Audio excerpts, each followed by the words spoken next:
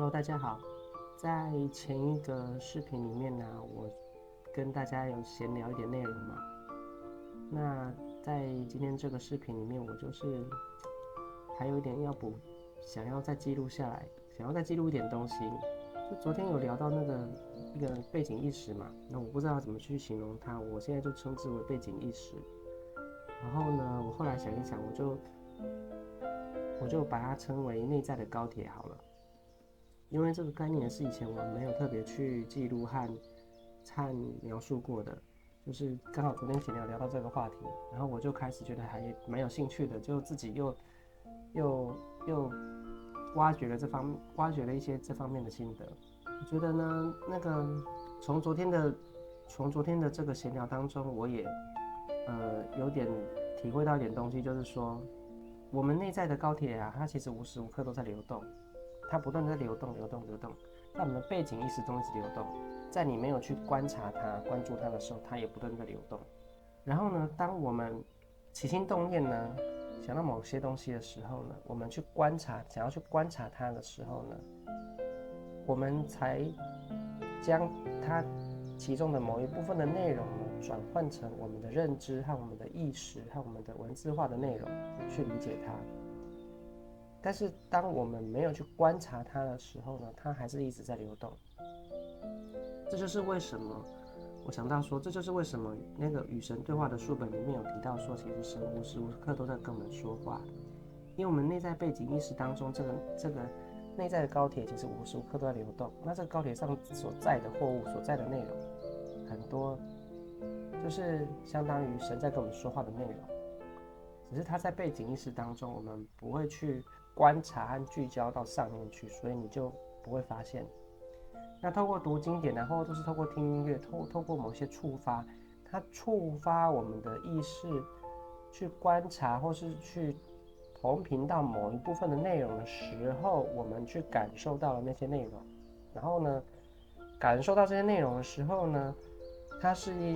还是一个高度浓缩的东西。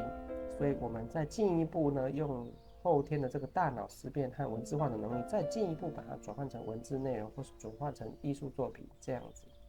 所以说我就是在想这个整个过程，我觉得蛮有意思的。也许在现在这个当下，我还没有办法很好的文字化表达这个概念，我只能大概这样描述一下，不是那么的清楚和具体，但也许我们慢慢去聊这个话题，然后再对应到一些经典里面的内容的时候，也许我们对这个概念会有一个更好的文字化和便于大家理解的一种表述方法。因为潜意识是这样，当我们今天种下了这个种子来探讨这个问题的时候，也许未来某一天我们读到某一部经典的某一个段落的时候，我们就会跟今天所种下的这个种子相呼应。当那个时候，我们就会有一个透过经典的文字，或是透过好几个经典或好几本书的文字的描述方式呢，我们就可以去把这个东西讲得更具体，或是说我们就可以跟他们有所呼应，那我们就会明白那些内容，这样子。但是呢，总归而言之呢，昨天刚好聊到的这个概念，上一期视频刚好聊到的这个概念，对我自己来说我觉得也蛮喜欢的。我觉得离这个东西，我以前很少去关注到，很少去把它表述到，但我觉得这个东西可能是大家很容易去忽略的东西。还有就是说，这个东西内容可能跟包含六祖坛经或是我们一些经典里面所谈到的概念，可能是有相关的。换句话说呢，像六祖啊，因为他没有读书，所以他这个大脑的这个思辨和文字化的部分用的比较少。然后呢，他一听到《金刚经》的时候，也许他突然就觉察到这个背景意识当中这个内在高铁的流动，然后他开始发现到从内在的高铁的他有能力，我们本来就有这个能力，只是后天太习惯于停留在这种我上一次所形容的慢速的层面，慢速的思辨和文字化的层面，这个是太慢了，而且是太平面、太单线化的。那我们的心灵本来应该更多的时候是停留在我们内在高铁背景意识的这个层面，它是更多层次化的、更丰富而且更快速的。那也许呢，六祖就是突然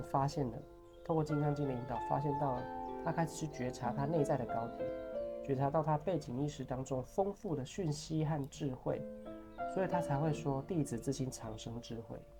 因为本来他这个内在的高铁呢，在每个人的背景意识生成都在每天都在流动，无时无刻在流动。神无时无刻在跟我们说话，佛性无时无刻都是清净平等具足能生万法。但是呢，我们都停留在思辨的层次、文字化的层次，没有去这个光啊，没有去观察到内在的高铁，所以根本连它的存在都已经忘记了。那六祖透过《金刚经》的引导，他突然关注到了内在的高铁背景意识的流动，他开始呢将他的意识呢有意无意的去投注到这个内在的高铁当中，你才会去观察到它里面的有哪些内容，再把它取出来用，就是再把它文字化，把它取出来用，就变成知识了。当别人问你一个问题，别人问六祖一个问题，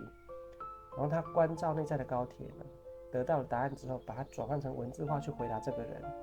那这个人问他说：“你不认识字啊，你怎么能够回答意义呢？”所以六祖说：“诸佛庙里非关文字。”我们背景意识内在高铁，它不断在流动，这跟我们大脑思辨层级文字化的这个能力是完全不相干的。而且内在高铁是超高速的，可是文字化的部分是超慢速的。就像我比喻，一个是高铁，一个像走路一样。所以昨天想到的这个概念，我觉得是对我很有收获，也是一种譬喻方式。就以后我们可能就会去提到说，更多的以后我们可能在读经典的时候，会更多的提到这个内在的高铁的这种譬喻概念。然后呢，让大家去对比，你们也可以去感受，你们有没有去觉察到自己内在的高铁的流动？那这个跟我们进一步要去观察它，要把它文字化，要去思辨它的时候，这两种频道有什么不一样？一个是超高速的频道，一个是超慢速的频道。那这两种频道有什么不同？大家也可以试着去关注一下。那如果你有什么心得，也可以在留言的地方跟我们交流分享哦。我觉得这是蛮重要的一件事情，刚好把它凸显出来。也许是因为我们最近都在读六祖坛经，所以呢，刚好今天想说轻松一点、放空一点，去闲聊一些东西，刚好好像透过这个六祖坛经的引导，从内在的高铁当中，好像突然截取了这一方面的概念出来跟大家分享。那我觉得这个蛮有用的。这个东西是很少人去把它比较，包含我自己过去也很少把它去文字化描述的东西。但是我觉得这个东西可能对于我们，因为我们是在分享读经的心得和交流嘛，也是在自己记录自己的成长过程。我觉得这个概念可能是蛮重要的。对，那有了这样的概念的话，对于我们后续读经在闲聊一些这个经典内涵的时候，也许我们在文字化表达方面呢，在文字化的表达上面，我们也会更容易去表述哈。就是我们有两个频道，一个是背景意识当中内在高铁的频道，它是超高速的。然后呢，一个是我们大脑思辨和文字化的频道，它是属于超慢速的，它是为了要相当于内在高铁要刹车，或是说某一部分内容让你去转译它是要慢下来的。但是当我们不要去动用这个思辨能力的时候，文字化能力的时候，内在的高铁是超高速流动的，这样子。然后这个内在高铁无时无刻在流动，当你的意识的光关注到照到某一个区块的时候，你才显现出它的内容。但是即使你不去关注它的时候，它也无时无刻在流动，这样子。这个概念，我觉得以后，我觉得这个概念是很不错的一种具象化的一种表述方法。那今天刚好有探讨到这方面的内容，我觉得把它记录下来是很不错的，跟大家分享。那我觉得这也是帮助每个人，你可以去练习。所以说经典当中所说的关照，也许就是在讲说练习说，在不要动用到大脑思辨和文字化能力的，不要把它减速的情况下，你试着去关照内在高铁的流动，试着去感受一部分它所搭载的讯息。它的讯息铁定是非常大量，你是无法全部去觉知的，你只能透过训练就像菩萨佛，他们也许他们的能力更强，所以他能够关照到更多的讯息。但是我们刚开始，也许我们观察到一小部分的讯息而已，甚至有时候，也许我们跟不上那个速度。所以为什么有人觉察不到内在的高铁或是内在的智慧，也有一个原因，就是因为他太习惯停留在大脑思辨这种慢速度的这种轨道，这个频道，这个轨道，所以说，突然那个高铁咻咻咻咻咻的这样通过去的时候，它跟不上那个速度，所以它抓不到里面的讯息。那透过有些人修行啊，或是说他天生的，或是说他后天的训练啊，修行，慢慢的去锻炼的话，他慢慢的能够更习惯的觉察和觉知到这个背景意识中内在高铁的流动，还有它一部分所带领到所带有的讯息，你就有能力去足够跟得上它的速度，去把它里面的讯息截取出来，然后甚至再把它转换成文字化，转换成艺术作品来表达，这样子。那六祖慧能就是相当于他已经当下他听到《金刚经》就已经蛮擅长做这件事情了，不要说擅长，就是已经学会了